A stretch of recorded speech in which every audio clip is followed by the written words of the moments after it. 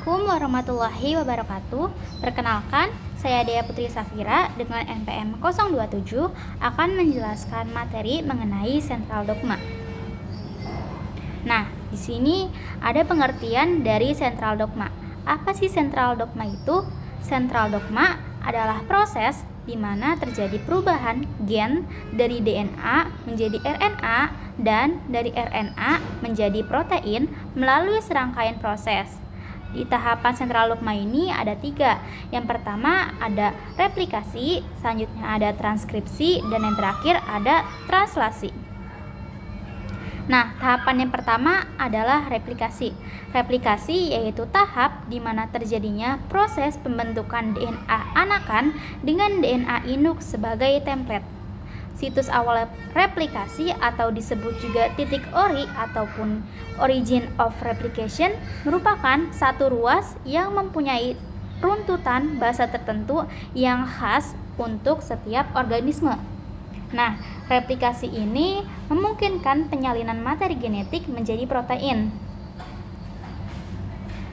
Replikasi DNA melibatkan enzim seperti DNA polimerase, DNA ligase, dan juga helikase.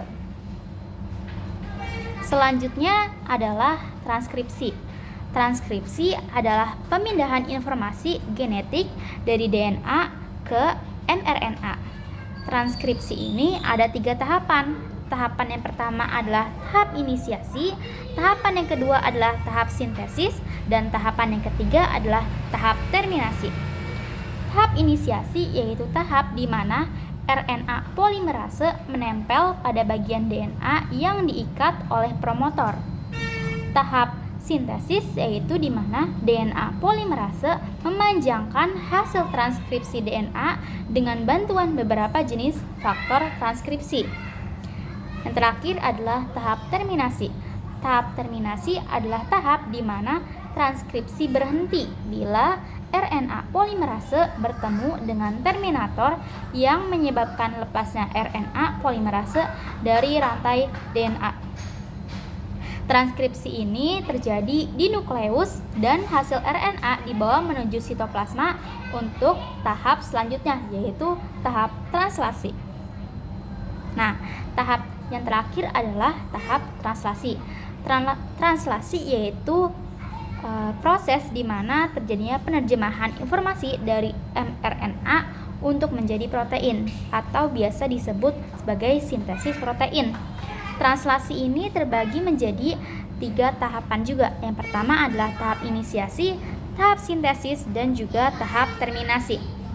Pada tahapan inisiasi, ribosom menempel pada mRNA dan membentuk kompleks ribosom mRNA. Pada tahap sintesis, ribosom memanjangkan rantai asam amino dengan bantuan tRNA. Dan terakhir, tahap terminasi yaitu tahap di mana translasi berhenti bila ribosom bertemu dengan terminator yang menyebabkan lepasnya ribosom dari mRNA. Tahap translasi ini terjadi di sitoplasma dan hasilnya yaitu protein yang berperan di setiap tahap metabolisme di dalam suatu organisme. Nah, tadi adalah pemaparan mengenai sentral dogma.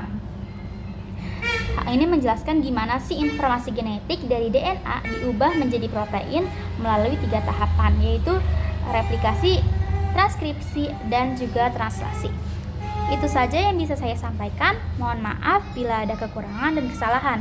Wassalamualaikum warahmatullahi wabarakatuh.